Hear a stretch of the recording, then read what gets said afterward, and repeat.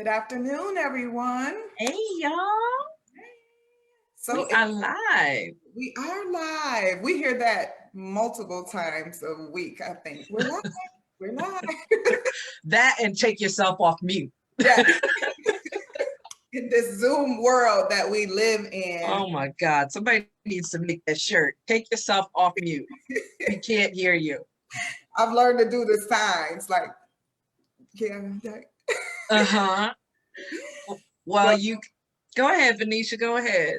I was just Cut going to you say on. how exciting it is once again to be here, one of our favorite days of the week for Arise and Shine Stories of Triumph. So we have a wonderful story for you today. We pray that Mm, you just be tuned in with your ears open and that you'll leave here encouraged today, no matter where you are in life, what you've gone through, knowing that God definitely has a plan for you. So yes. we're excited that you chose to tune in. You could be listening to anything at this moment in time. So we just want to say thank you, how much we appreciate your support and how amazing each and every one of you are.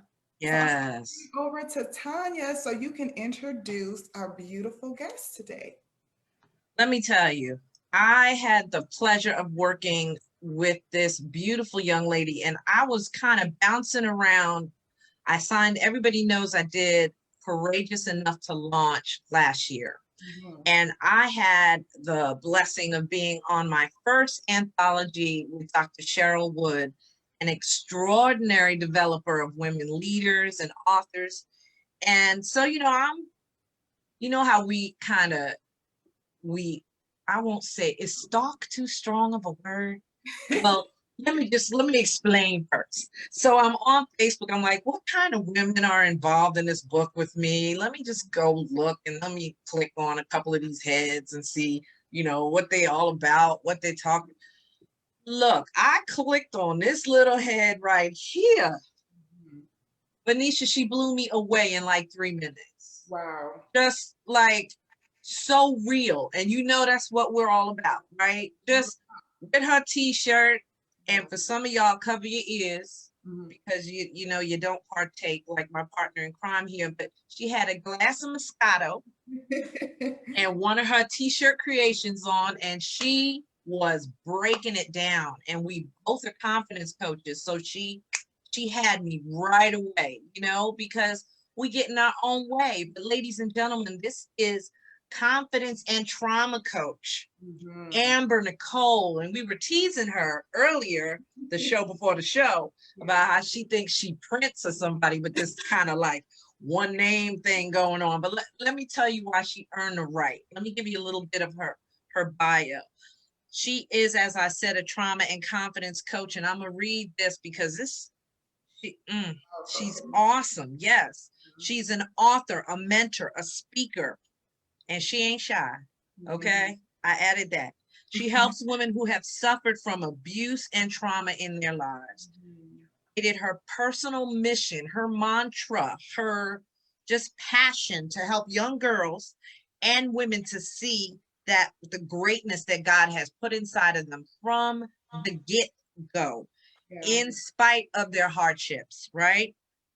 She Mhm. helps her clients overcome their issues with the lack of clarity, lack of direction, low self-esteem, and struggling with vulnerability, which is something that I had to get over. You in order for you to get past to be able to help other people, you got to be raw, right? And anxiety, something we talk about a lot, right? We walk through that and so much more. These are just some of the issues, just some of them. We're going to talk about some stuff today, but she wants to move the blockades that keep you from creating the life and the income for yourself that you desire and that God has put aside just for you.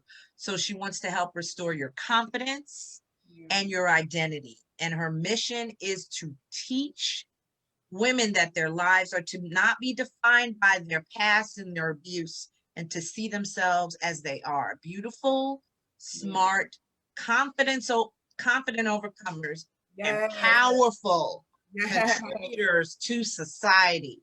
I'm Mhm. fired up already. Exactly. So we can wrap up here. Just say one thing and then, we'll close it out. Amber, we're so happy to have you here. We're so happy to have you here. And we didn't have, if you could forgive me, I'm going to take a brief detour because we didn't have a minute to do this before just moving in. But Father God, we invite you in this room today. Father, we ask you to be present. We ask you to open the minds of everyone that comes in this space. Help them to see the factors that we discuss, to clear the issues out of their path and enable them to arise and shine and speak to others about their testimony. Because remember, as our coach says, your story is not for you. Thank you, Father God, for all that you do. We invite you in Jesus' name. Amen. Amen. Welcome, Amen. Amber. And hey, ladies. How you doing? I am feeling pumped. Actually, I'm so excited to be a part of this show. I've watched a couple of you guys' other shows, and you guys be bringing it. I'm like, when you ask me to be a part of it, I'm like, how can I say no? I have to be a part of this. Oh, thank you for your yes. So much. Thank you so much. So can you let's dig right in. Let's tell our audience who you are, where your passion is fueled from, all of that good juicy stuff that we promise them every week we're going to bring them. All right. So for starters, like she said, my name is Amber Nicole and I am a trauma and confidence coach. And the reason why I chose trauma and confidence is because those two things are actually linked together. A lot of the reasons why we don't have confidence is because of the trauma that we went into. So I help you get through that trauma so that you can rebuild the confidence, or sometimes build the confidence that you never had within yourself. So I am a trauma and confidence coach, and I really help women unapologetically find their power and their voice in who they are, and realize that your past may have been something that you went through, but just like she said, like Dr. Wood said, it ain't for you. You're supposed to be able to speak about it. You're supposed to be able to help somebody else with that. It's supposed to help you. It was supposed to teach you something. And if you're not allowing it to teach you, then you're allowing the enemy to have a hold of you. So let God move in you. And you can't do that until you open up and be vulnerable and open about what you went through and how you're working through it, or work through it if you're not working through it. So good. So good. So when you talk about vulnerability, let's start there because that is huge. So if we, my coach, my mentors always tell me, Benicia, if you can't be vulnerable with God, you're not going to be able to be vulnerable with anyone. So how important is it to learn to even be vulnerable and honest with yourself first, so that true healing process can begin? Yes. So let me start when you talk about with God, because let me start how I used to pray. I used to pray like, God, thank you for doing this for me. I appreciate this. But then I would think that I was hiding what I really felt inside of me. That the relationship the abusive relationship I was in, I didn't want to say nothing about that. I was hiding that from God. So God, keep me in this relationship, please. You know what I mean? And God is like, listen, girl, I know you're not happy. I can see that he abuses you. I can see that you holding on to something that I'm trying to get you out of. If you don't start having some real serious prayers and start really thinking about what you're in right now, you don't want to be in this relationship. You just think this relationship defines you. So that's why you're trying to stay in this. But no, it does not define you. I define you. You define yourself. And you need to learn how to be vulnerable and start being open with me about what you really want. What's really going on in your heart? Because we know what's going on there. We just don't like to face ourselves. I don't want to look at me. I don't want to look at myself. I want to keep it to me so that no one else, so I can look this pretty face right here. I need you to always look at me as pretty. I don't want you to see as the little abused girl, the neglected girl, the woman that got daddy issues. No, I want you to look at me as this girl that's doing great, that her business is running amazing. Like, I don't want you to look at this stuff about me. So being vulnerable helps us. Really, what you're doing is you're hiding, and you're not operating out of your full self. You're operating out of who you think you should be. And vulnerability allows you to see who God truly called you to be, but he cannot do that if you keep hiding. You're not going to ever be able to show up for yourself. And with that, you're not even ever going to fully be able to like walk in your purpose, who you're going to be. You're going to always keep trying to show up as somebody else other than who God called you to be. In that case, you're just being a fake person. And you need to be real with you. Wow. Wow. Vulnerability Yes. is very important, not just with God, but with with God, with yourself. Who cares about the outside world? But with you is where vulnerability needs to start. And we lie to ourselves a lot. Goodness, that goes right to the unmask we've been talking about, Denisha. You know, taking that mask off. But Right. it sounds like you and God get down. Y'all get down with your little conversations. He talks to you like that, and do you say, you talking to me? Who you Right. I think that's so feel important like that too? because with church, sometimes we're taught just to like mechanically say, you know, prayers, like you said.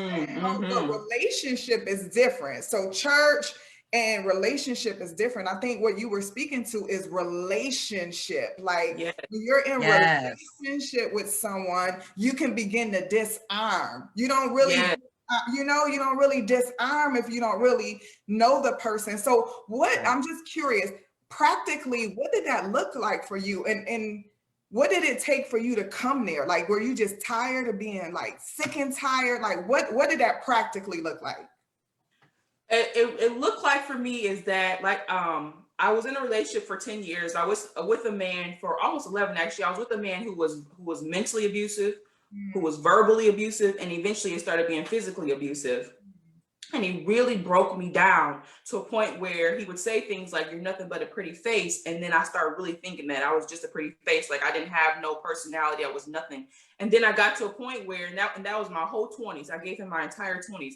And then once I started getting to like my, 29, 30, I was like, God kept pulling on me and saying, like, get out of this, get out of this. And things kept happening. I just was ignoring all the flags. He started cheating on me. I was just ignoring it. He started disrespecting me even more. We were even engaged to be married. And he would say things like, "I'm only doing this because you want this." Or like when we went to we went to look at the wedding venue, and the woman was asking us, like the planner was asking us, like, "What do you want your song to be?" And he said, like, the song will be "Highway to Hell." Stuff like that is like, and I'm just laughing and kikiing, but really I was not taking the signs that this man does not want to marry me. And why am I so hell bent on trying to get married just because we was together for 10 years and we have a child together? Come on. So finally, once I did get to this point where he did cheat on me again, and I'm just like, and this was after we were engaged, and I was like, okay, enough is enough. Like, I don't deserve this. As good as I am to you, as great of a person as I am, you don't see my worth and you don't see my value. And I've spent 10 years trying to get you to see me. Why can't you just see me? And instead of I'm trying to get him to see me, I should have spent time on seeing myself. Come on. So once I finally walked out of that relationship, I'm like, I don't want this no more. I don't want to be engaged to you no more. And it was like heartbreak like no other. When I say I cried, I felt like I was dying, like something, a death just happened in the family. That's how I felt, like this is dead. And really what was dying is not only that relationship, but a piece of me also died. The piece of me that I was trying to be that wasn't really me. The fakeness part of me had died. And finally I started saying, you know what, God? I don't know what's happening right now, but I've been trying to do things my own way for so long that obviously my way is not the way to go. And I keep on getting hurt and getting bumped in the head and keep on falling and failing because I'm trying to do it on my own instead of trying to do it your way. So let me try your way because I've been doing my way. And I was always a believer, but I was like a partial believer. I only wanted God to bless me in the areas that I wanted to be blessed in, not what he called me to be. So it's like, how can you truly be a believer of God and you believe you're supposed to be in poverty? How can you be a true believer in God? You're supposed to be with a man who don't really want you, who disrespects you, who doesn't treat you right. If you think that this is of God, then you really don't know who God really is, because he called us to be with people who adore us, who appreciate us, who pour into us. And if you think that this is what I called you to be, what type of God are you serving? Because you ain't serving my God. You know what I mean? You ain't serving the real God. You know what I'm saying? So I did get to a point where I got tired of just being in that rut. And then when God really, really tapped into me, like I said, it was a death of me. And I cried. And then the first thing he said to me is, you need to sit with you. You need to sit with you, not with nobody else. You need to sit with you by yourself. Stop trying to always look for these men to validate who you are when you don't even know who you are, your own self. My gosh. So I took this moment of where I was like, you know what, I'm going to do that. I'm going to do that. So I was single. I became celibate for, for that time frame. I'm like, I don't want to talk to nobody. I really need to get to know who I am, because I don't even know me, because I spent so many years trying to be who the men wanted me to be, instead of really getting to know with who is Amber, and what does Amber love, and how did God make Amber. So I did get to that point, and it really brought a lot out of me, realizing like I had a lot of unhealed within inside of me. I had a lot of brokenness within me. I had a lot of unforgiveness, even though I thought I was forgiving. I clearly didn't forgive them, because if I did, I wouldn't have keep harboring these feelings. So I went through a whole process of really undoing what I did on my own, and allowing God to put in me who he called me to be. That's powerful. Now, I know we talk about it a lot. You dropped so many bombs. I don't even know where to start, but we talk about here being open and because I did my journey not by myself, but I also got help. I had a therapist and I have coaches, right? Mm-hmm. What's your feeling about that walk? And, when you experience trauma, and seeking out Christian therapy, your pastor, coaches, like a trauma coach, like what's your thought about therapy and that kind of thing? I think that is the most important, honestly, because a lot of times we try to do things on our own, or we try to go through friends who really don't have the background and knowing, and we try to help each other out, but it's like the blind leading the blind, because how am I trying to help you heal me from trauma when you not even open and honest about your trauma, and we both trying to figure it out together? You know what I'm saying? Yes. So I think it's important. And I actually did go to therapy for a year at the beginning for her to help me really unpack a lot of the brokenness that I had inside of me. And it was her that was good that you didn't forgive, that you didn't forgive your mom from not taking care of you like you thought she should. You didn't never forgive your dad for walking out of your life at 6 years old. You say you forgave that man because you still take care of your daughter for molesting you, but you really haven't forgiven him. You just really just suppressed it and held on to it and just moved past it. And since it wasn't happening anymore, then you just like, I'm over it. But really you haven't sat and processed like, dang, this really happened to me. That really isn't normal. Those aren't normal things that children should have to go through. And you just suppressed it. So therapy and coaching is so important. And honestly, it's important as you elevate, as you get better. It's important for when you start healing, and it's important as you get better. Because right now I have I'll just say this, me and Chris have a coach that we go through for our relationship. Then I have a business coach that I go through for my business. So it's important in certain pieces of your life that you always have somebody that's helping you, because if not, you're always just looking at it from your own lens, and you're not looking at it from somebody else. And we're always stuck in our own way of doing things. It takes someone on the outside to be like, okay, this is how you operate. You got some real control issues. You got some abandonment issues. So you keep trying to hold on to men thinking they're going to abandon you, but you need to just go ahead and let that go, girl. Right? So therapy and coaching is so important when you're elevating and you want to have like a peace of mind. Yeah. I think that's so important. Multiple things that you said is, number one, counseling sometimes is maintenance. Like, so you don't go just one time, boom, I have it. No, sometimes you go check up. I go regularly, not because I might be dealing with that same issue, but one thing you said that was really powerful is, if we don't sometimes we don't sit with ourselves, we don't give the Lord a chance to really download what the core issue is, because we know, oh, I act this way because of A, and God is like, no, really, it's E. But you think he's smarter than me. So I think that was such a relevant point for healing, is even that quiet time. I have multiple friends that are single, and they all decided, I'm going to come out of the dating game for a minute, right? Because we talked about earlier, Amber, if you don't deal with pain, it is going to come out some way, some fashion, some form. So then we try to get in these relationships, and guess what? That pain and all of that is protruding out of us, and we wonder why we're not healthy. Can you speak to that if we don't deal with it, it's going to show up somewhere in our lives?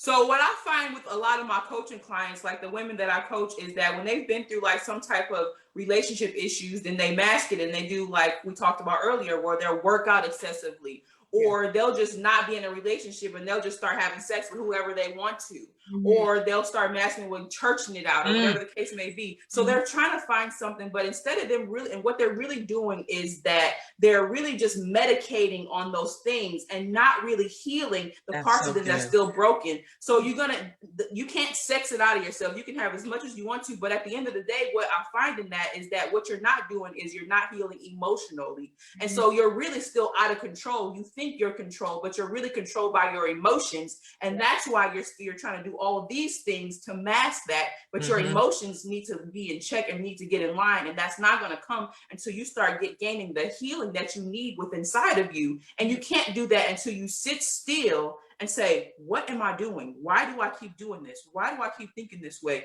Where is the pain that I still have within me that I keep trying to hide? And why am I keep trying to mask it? Another thing that I find also with women is how they, the opposite end is they're so want to get married. I want to get married. I want to get married. I want to get married. But their walls are so high. They got, it's bulletproof in there. They're not opening up for nobody. You can't come in here. I'm doing this how I move. You can't have, but you know what I'm saying? And but you want to get married. And I'm like, well, why do you want to get married? So especially you want a good man. So you want to break this good man down because you're never going to be able to be vulnerable and open and give him what he truly needs. You better come on, be married. girl.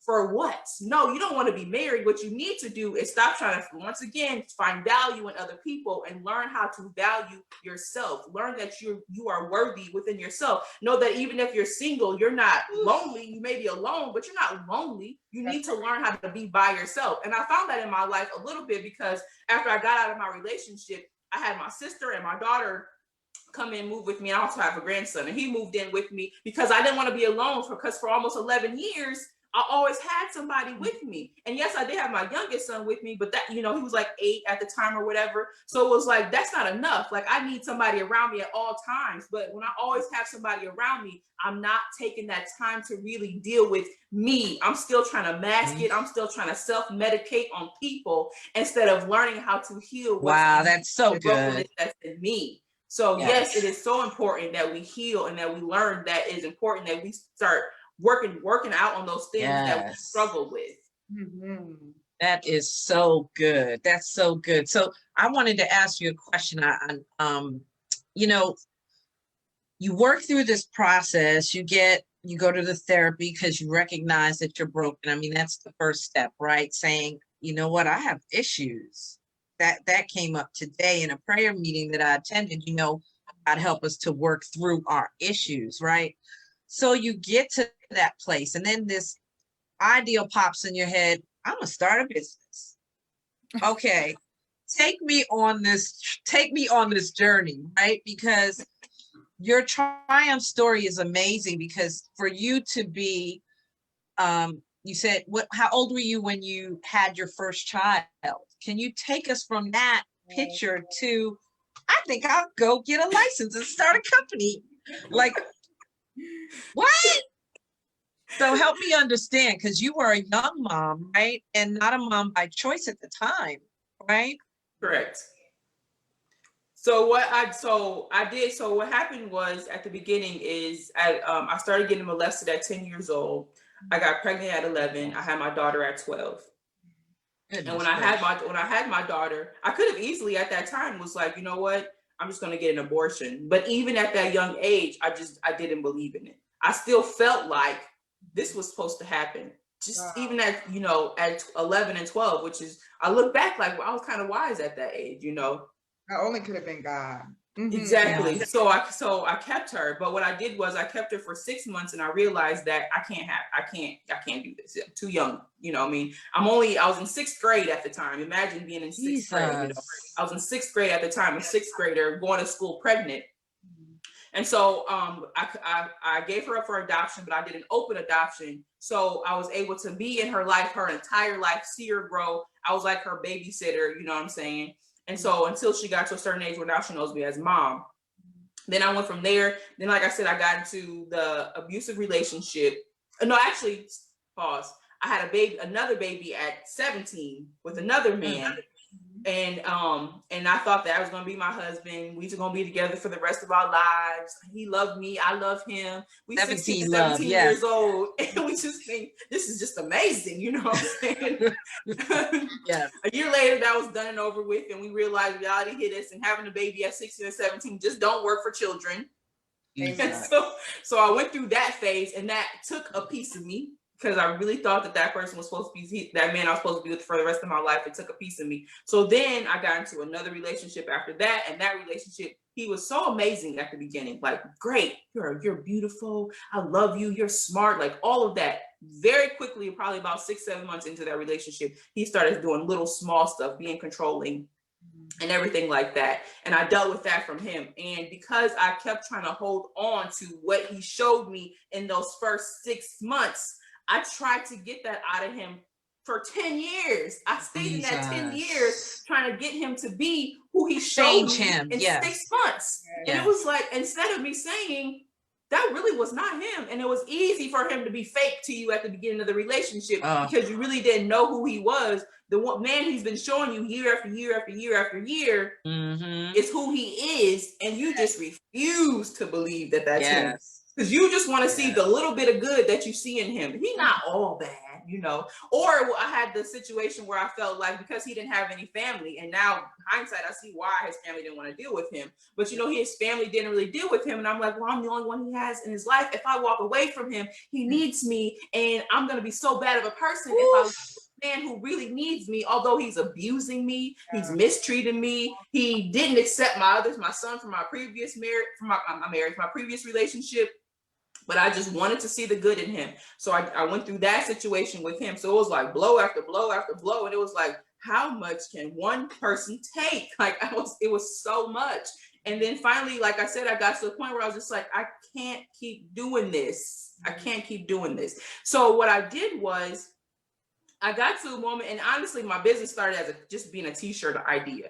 It wasn't, I didn't want to do nothing with speaking because I was the shy girl, because all of the stuff that I went through, it caused me to withdraw. So I didn't want to be at the center of attention. I don't want people seeing me. I don't want people to know what's going on in my life. A lot of things, you know, because on Facebook and on social media, I was putting this perfect woman out there, but really behind the scenes, I was crying. I was miserable. I wasn't happy. I was trying to make things work when I knew it wasn't going to. So if I walked out of that relationship, it wasn't, if I let people know that I'm not in it no more, they're going to be talking about me like, oh, I thought she had that perfect relationship. Wasn't they together like 10 or 11 years? Now they broke up. I thought she, you know what I'm saying? So I didn't want to have that. I didn't want to go through that. So I'm like, if I just do a t-shirt line, I don't have to tell my story. I don't really have to open up about it or none of that.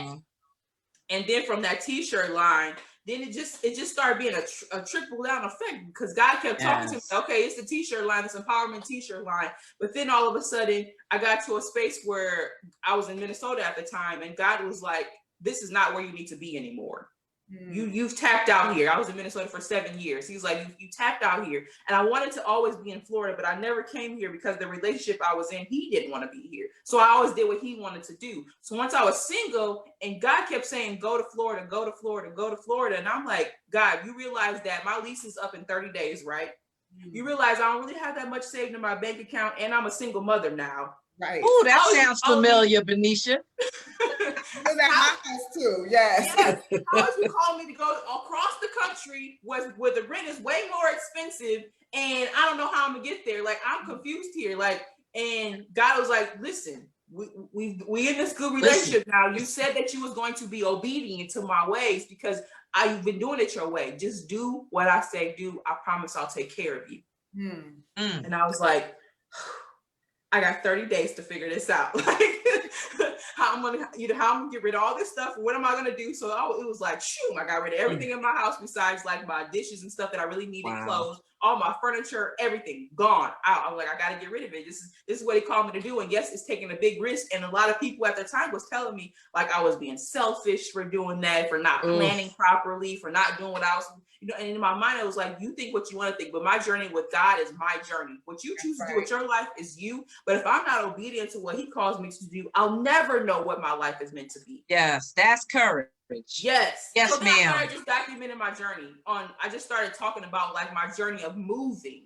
That's it. It wasn't really about like this, everything I was going through. It was just my journey of moving Yeah. and God calling me to move. And then from there, he just kept depositing more and depositing more and depositing more and depositing more. And then and then it just became to this. And then I started getting so much feedback from women where they was like, thank you so much for your vulnerability. Thank you for helping me. Thank you for showing me that, you know, that relationship wasn't good for me. And I was like, is this a thing? Is this what I'm doing here? Like, am I a couple like this? What's happening here? Like, you know what I'm saying? I just wanted to make a T-shirt. Yeah.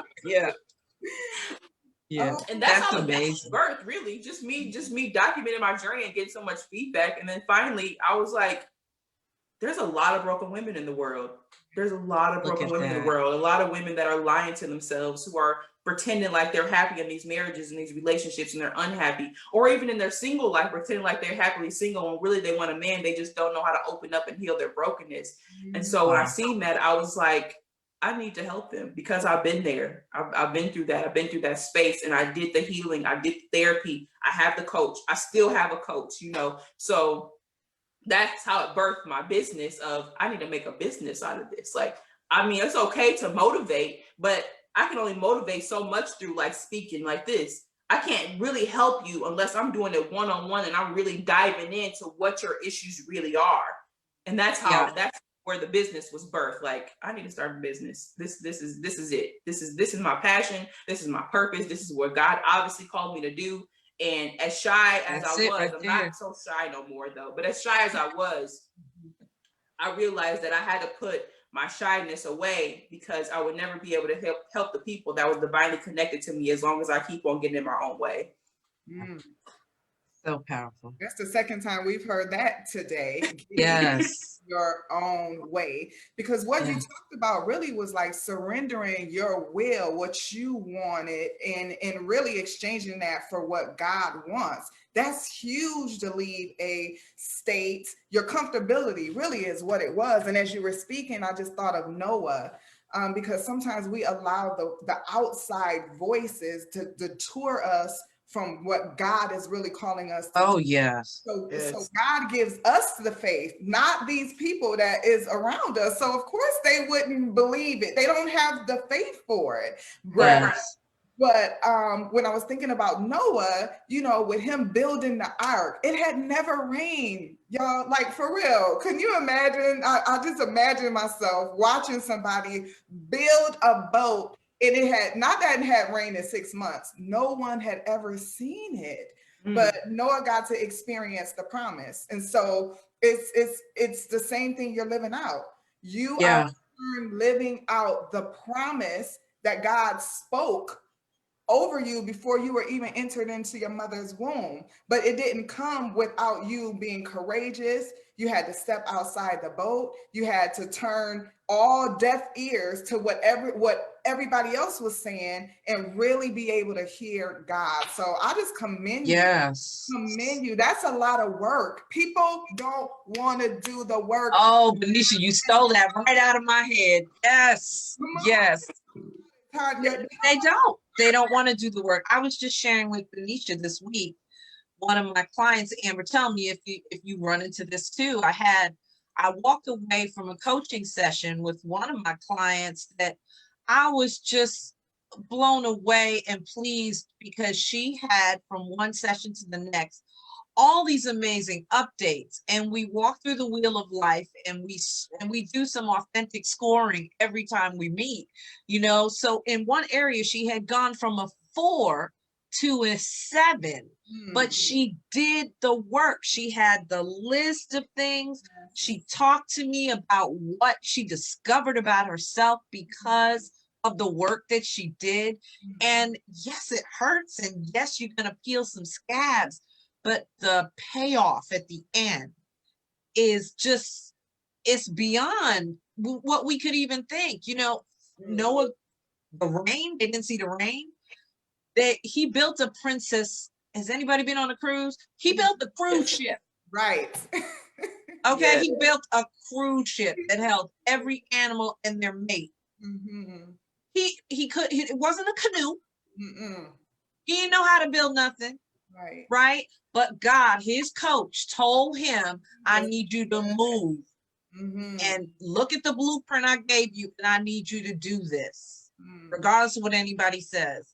So to meet with a client and they move out on the process that God has poured into you and you have given them, that is amazing. You're walking in your calling. You're walking in your calling, Amber. And you're Correct. changing Yes. lives. And I've watched some of your lives. And yes, you changing lives. So it's powerful. Have you experienced that with your clients? I have experienced that, and actually, I put that in my contract. My contract that I sent out to them, I put that in my contract. I will help you, but you have to do the work yourself. Yes. I can't do the work for you. I can give you things on what you need to do, and I can give you the key points on you need to, pray and meditate, because meditation is big with me. I pray and meditate every morning. I can't do without that. I'll give you the things that you need to do, but I can't force them on you. You got to do your own work. So it's going to be hard. And I say that also when I speak all the time. Like, the hardest job I ever had was working on me, crying, tears, unforgiveness, lack of confidence, low self-worth, all of that stuff that I had that I didn't want to admit in myself about who I was, because I was so busy on what everybody kept saying I was. Yes. So what I've learned is that if you live on their applause, then you'll die when they don't applaud you, right? So when they applaud me, I'm like, yes, I'm amazing. But when they're not saying nothing, then I feel like I'm not worthy anymore. And that's not what it is. You are worthy without the applause. You got to feel worthy within yourself. So I love when my clients, when I see them doing the work, like, yes, girls, like, that's my baby. You got this. I knew you had it. That's right. It feels amazing for them to do that. And I can always tell also when I'm talking to them, the ones that are really serious and that really are going to do the work, and the ones that's just, they want change, but they really don't want to dive deep into all the things that they need to change. They just want to change the areas that they think they need help in. Well, that's not, you have to get the results then. And my results aren't guaranteed unless you're going to do the work on you. Right. Yes. So that's so good. Exactly. No, we have to do the work. I literally can feel my flesh like screaming, like, no. The flesh and the spirit, the spirit is like, come on, let's go. And your flesh is like, no, because really when we think about the enemy, right? He don't want to let you go. You got to break free. He's not going to be like, oh, Amber Nicole, go be great. Absolutely not. So we have to have a tenacity. We have to have a tenacity. We have to have a desire for freedom, that we are willing to do the work. One thing that you said a little while ago, I'm like, whoa, I could have felt it. I be having to contain myself, y'all, because I could because the Lord told me the same thing, and for some reason it's in my spirit, so we just have to recap it again. You have to believe people when they show you who they are. Come on, Benicia. I remember being in a relationship like you, right? And we had, some real highlights. We had the highlights, but the movie was long. You know what I mean? Yes. Like, just a little here and there. And so when you share that, it just would not leave my spirit that someone watching needs to know that God wants your life to be full of highlights, not just here and there. And so when people show you who they are, we have to believe it. Yes, we pray. Yes, we are going to, listen and hear God. But sometimes things is just plain as day. Like you said, I seen the red flags, but I just overlooking them. And so I just want to encourage you guys. That was just such an amazing place just to come back to say, listen, God has a consistent well of blessings that includes, and we're not talking about material things or even relationship, but I'm sure you got a lot of peace once you were able to detach yourself from that. So we just want to that she is a living example of being able to let go of what we want versus what we actually have. And that takes a lot of courage. Not only to look in the mirror and see who you are and be honest with you, but it takes a lot of courage to admit that you're in something that is not conducive to a healthy lifestyle. It really Yeah. is. Yes. Like, what, really quick, we got to stop seeing people for who we want them to be and start seeing them for who they are. Not, Yes. not who I want you to know. Who are they? What are they showing you? Like you just said. Yes. So, Yes, that's so true. that let somebody just got free. I just Yes, because it's so funny because you're looking at, it's like you're watching a TV program that you watch and you're expecting something to happen that's not gonna happen. Like, you know, like you could watch a Lifetime movie and you know at the end, okay, they're gonna get married and have 3 kids and everything gonna work out, right? But what ends up happening is she get killed, right? And he ends up doing life, right? But you watching it expecting the other thing to happen when in reality, everything, those red flags you talked about, they're all there saying, oh, this gonna end bad. This is gonna end real bad. But you have blinders on. Yeah. But you just really have to believe how people treat you. If they show you who they are, take them at their word. Yes. And ego. Yes.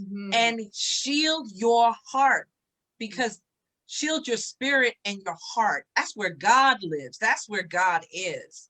And you can't just let any old body in that space. No, you cannot just let anybody in that space and feel like you're going to be the best version of yourself that you can be, because you're going to be living on guard. For me, walking through mental and verbal abuse, and you can chime in here, Amber, too, is, you know, there's nothing worse than being on eggshells. You know, there's nothing worse than walking through your life. And for me, it was like a 2-year experience of like this mentally. Yeah. I didn't have the physical piece, right? So it was like, what are you going to say next? Or what am I going to say that's going to get you on 15, right? That part. It could be, are you finished with that fork? It could be something that's stupid and it blows up into this thing, and you just never know. So you walk through your life thinking, I'm responsible for this person and their actions, when in actuality, you're not. No, that's false responsibility. Yes, you're not. And you have to love yourself more than that. Recognize the red flags and walk away. Yes. And that's the part.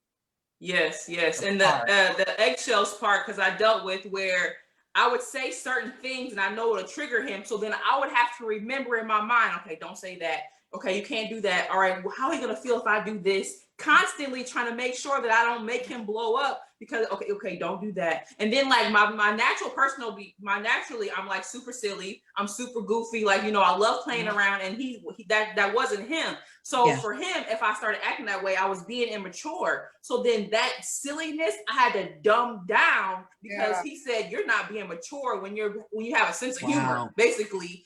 So it was like, okay, don't say nothing goofy or nothing to make him laugh, because then, you know what I mean? So it was constant eggshells of trying to make sure you don't say the wrong thing. Don't do this. Don't say that. Okay, don't go there. Okay. Matter of fact, you know what I'm going to do? I'm just going to get rid of all my friends. I'm just not even going to go nowhere. I'm just going to sit in the house. You're just going to be my entire world, me and these kids, and I'm not going to do nothing. That way you don't have nothing to complain about. And it still wasn't enough, because he still found complaining. So like, it didn't matter how much I cut off and stopped doing it. It was still always something. Until I got to a point where I was just like, do you want to be you, or do you want to be who he wants you to be? Because you are unhappy and he fine. He don't care, because you give him everything he needs. Isn't that crazy? So it's our ego, where we really think that we can control the other person. If I can show him enough love, if I can show him that I'm not like everybody else, I'm not going to leave him, I'm not going to abandon him, I genuinely do really love him. If I can show him that, then he'll love me the way I need to be. Then this relationship will be exactly what it's supposed to be, and we'll live this fairy tale life. We'll have this wonderful marriage, and our kids and everything will be amazing. Instead of really accepting the reality of, first off, you ain't God. You don't have that much control over nobody. Come on. It don't matter what you do. If God ain't changed them, then what you think you can? How you think you can change them? So come on. Stop with that, and realize that, like I said, you got to see this person for who they really are, not who you're trying to make them up and be in your mind, because you are too afraid to walk out of the relationship, because you think this relationship is your value. Right. Come on. Do you believe that you attract what you are? So you're broken, you attract brokenness. Not that people won't try to get at you, because that happens, but Yes. I'm talking about like on a consistent basis. Do you believe that?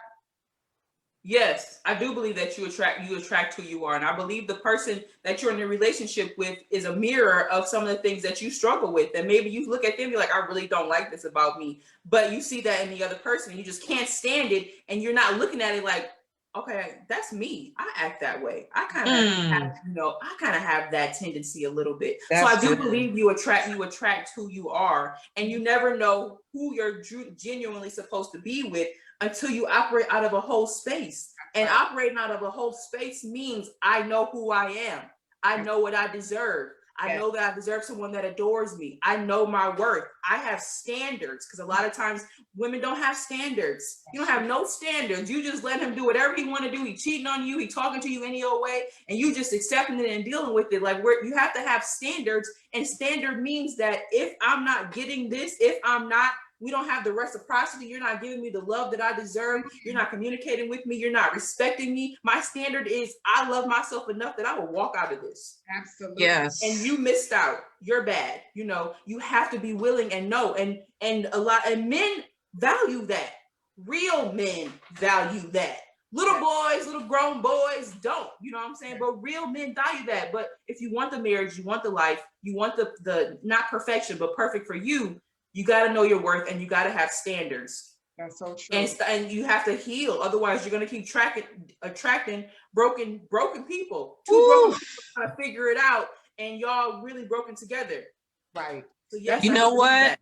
I wanted to just mention something Jenny just put in the chat, and I wanted to do some shout outs too, because I think some of your folks have joined us as well. And hey, Gail and Kenya and Denise, and Maria, and oh my goodness, everybody came out. Vicky and Denise Longner, Jonathan and Jada and Mimi Brown from the book, our girl Mimi, and Florine. Now Jenny, she just put in there, she said some people are comfortable with being with someone who's just as broken as they are because they fear they aren't good enough for something better.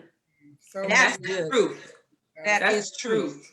That is so good. That is really true. Because I did believe that. I believe that this is all I'm going to get. This is the best I'm going to get with him. Although he's not giving me greatness, but I was broken inside too. So I really believe that the little bit of good that he did have, I'm not going to find a man better than that. This is what I get, and that came from a broken, unhealed space. Because when I look back, like I said, we have a child together. So when I look back at him, I've forgiven him, but 5 years later, we've been out of a relationship for 5 years. He's still the same man. He has not changed. He's still him. And I look back and I'm like, what the hell was I thinking? Like, how did I deal with that for so long? For the love of Jesus. Thank you.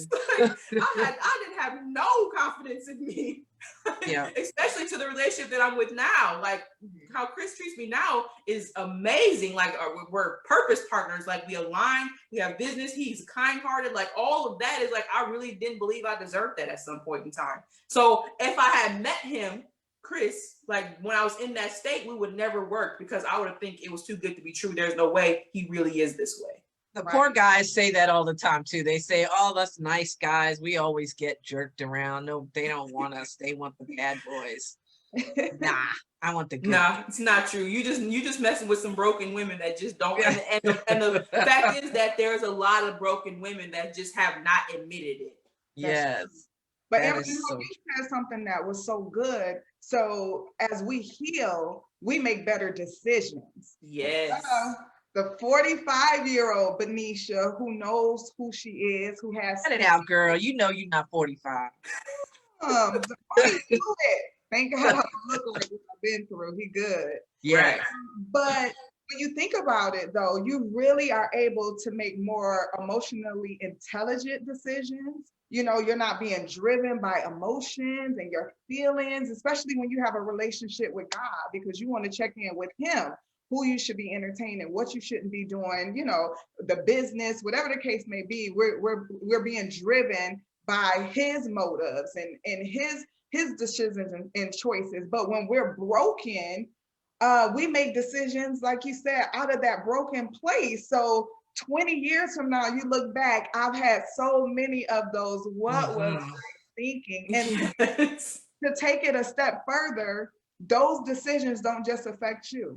Hello? So if you have children, you have to deal with families. And so what we're saying, ladies, is we all have a past. You know, we all have a past. We've all gone through things, but as we mature, as we grow up, as we grow in our relationship with Christ, we begin to make better choices. And then guess what? We can leave legacy. We can't Yes.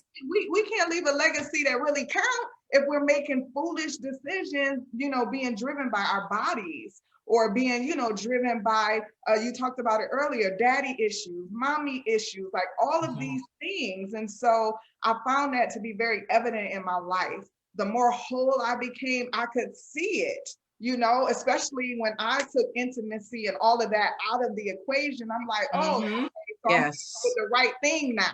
I see clearly. Yes. And so I just wanted to bring that up, that was so true, that our choices are tied to our esteem and our confidence, you know, and it's important. Yeah, well, especially our vision for God as well, because like I said before, like God told me, like gave me a vision when I met with Chris, like, okay, God, is this who I should be with, or I'm just operating because I've been single for a few years and been sitting, you know what I mean, or you know, and I seen the vision, like I clearly, when I meditate, I seen the vision, like this is him, this is him. I can see him in my life. I can see things that he's called us to do, and we're not even there yet. So it's like, all right, I got you.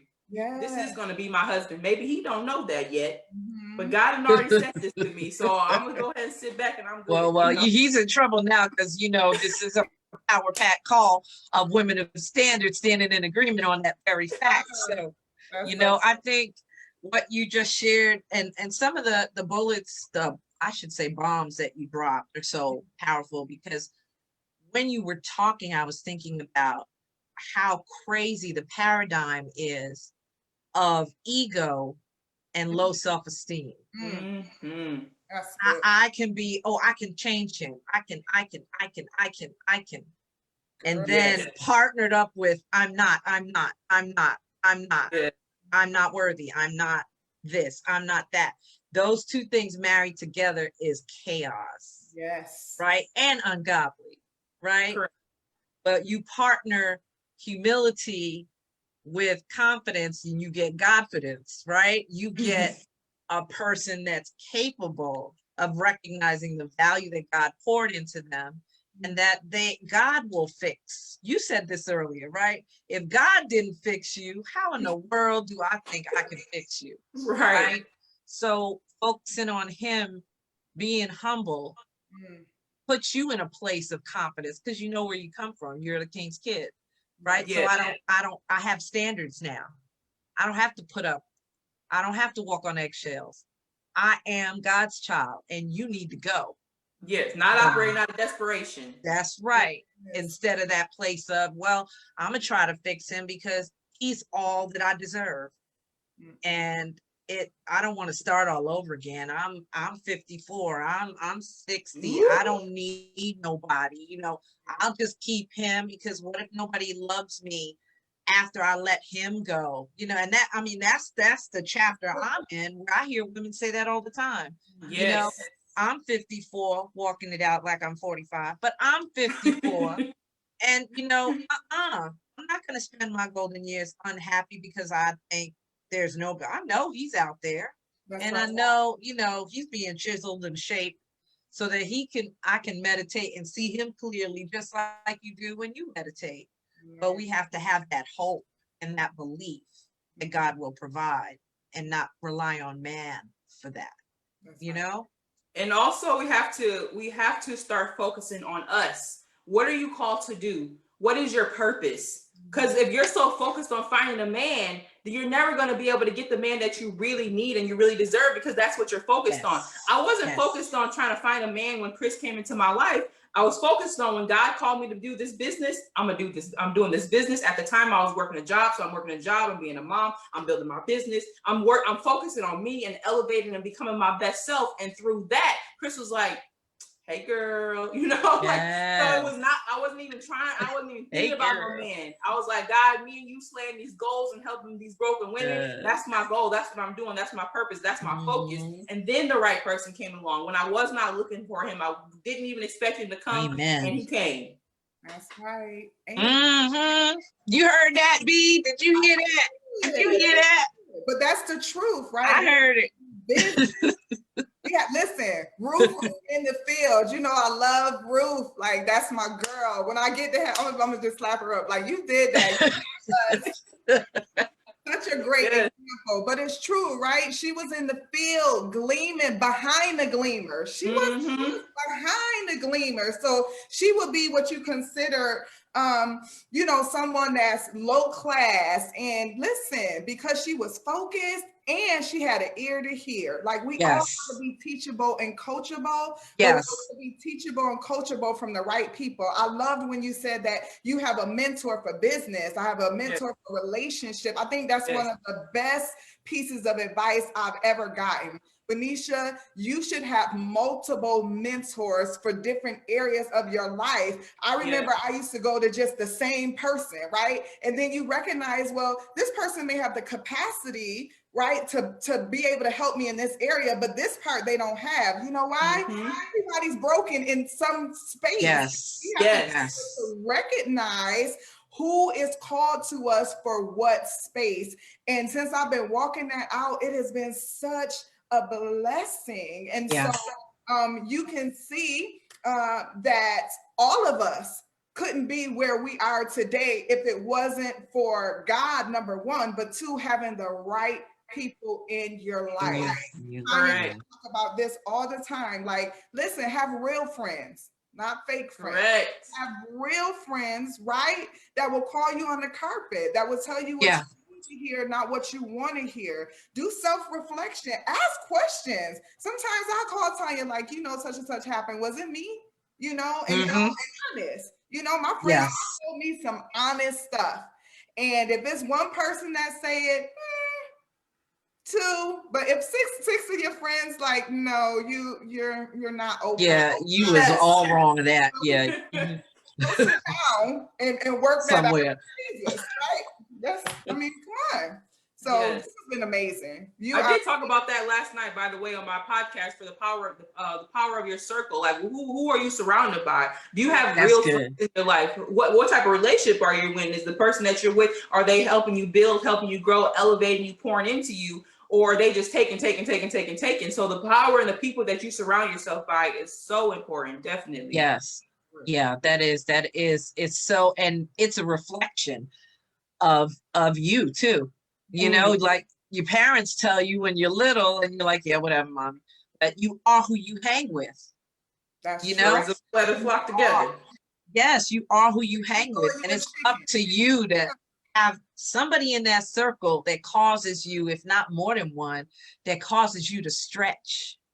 Because if you're the smartest one in that circle, there's a problem, right? There's an ego issue, right? And you have to check yourself. And you also have to be that woman. Yes, you have to be the woman that lets a sister know her crown is crooked, but you, crown wearer, need to be that woman that can receive that correction. Yes. And remain a lady of virtue. So good. So, you know, when your circle comes to you or you go to them and you are humble and asking for advice or whatever, be open and coachable to receive correction in virtue. That's right. You have to.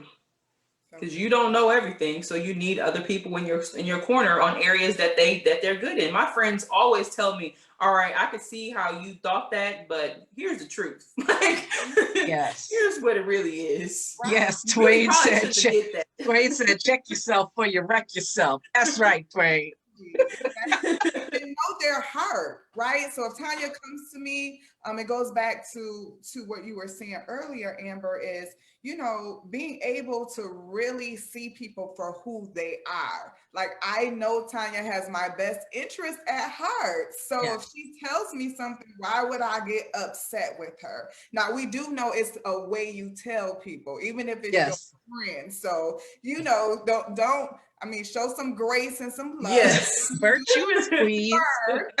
But if you come defensive, people are automatically, generally, right, they're going to respond defensive. So be prayerful. Ask God to open that opportunity for you, and prepare their hearts for whatever it is that he wants to say. Because really, he just wants us to grow up and mature in that area so we can his work, we're his hands, we're his feet. So I really just appreciate your story, your candidness, and your passion to take the mess that was in your life and really do God's ministry. So you're amazing, and we appreciate it. Yes, you are. And all the little stops we made along the way is just an example of the potter's work. Yes. You know, and you said you probably cried out loud to him more than one time, Lord, what else? Like, what else? He has big plans for you. So all those stops along the way is in the development of the woman that you are and will be. So I'm excited because I'm gonna be around to see the evolution of Amber Nicole, that lady with 2 names, you know, that lady. Just amazing. We're so grateful for your yes. Is there anything that you want to share with everybody? Just a final thought, and maybe then let everybody know, like the podcast, when can they catch it, and where can they find you on social media, that kind of thing? Again, my final thought would be how important healing is. And how important it is that you stop masking who you think you should be, and stop saying because this happened 10, 15, 20 years ago that you're not still dealing with it, because your actions are still saying that you're dealing with that. So it's so important that you heal, and also that you find a coach or a therapist that can help you break off some of those unhealthy habits that you have, because now they're habits because you've been doing them for so long. So find a coach, me, therapist, or whatever the case may be, and get the help that you need, because you can never fully walk in your calling and your purpose or find total peace of mind until you are healed from all the things that you refuse to speak about. That's what I really want to talk about. And another thing, thank you guys for having me on the show. You know, I really appreciate this. I really appreciate this conversation. We pivoted from relationships to healing to coaching so it's amazing that I had this opportunity to be able to speak to you. Like, this is what I do. Like, I love being able to share my story and be vulnerable about the things that I've gone through, so people know that you are not alone. And when you look at me and you see me now, like Renisha said, thank goodness I don't look like what I've been through, because I've been through so much, you know. And for those of you, you know, that want to find me, I do my Let's Talk Fridays podcast every other Friday. So I had it yesterday. If you haven't listened to it, go tap in. I do it on YouTube. My YouTube handle is Amber Nicole Speaks. My Instagram handle is Amber Nicole Speaks. My Facebook handle, Amber Nicole Speaks all around. I also have it on Spotify, Amazon Music, and Apple Podcasts, and it's called Let's Talk Friday. And with Amber Nicole Speaks, you can find me there. Lastly, I just launched my Courageous Confidence digital course that you can find on my website, www.ambernicolespeaks.com, because it is so important that you find the courage to regain confidence, because it takes courage to admit that I'm broken, I need help. And my Courageous Confidence course is a digital course that I created that you can go ahead, download. No one has to be around you. You can do it in the privacy of your own home by yourself with just you. So my website, like, again, is www.ambernicolespeaks.com. Go check it out on there, along with, you know, some apparel and stuff that I have on there as well. That's awesome. Absolutely awesome. Guys, please support her.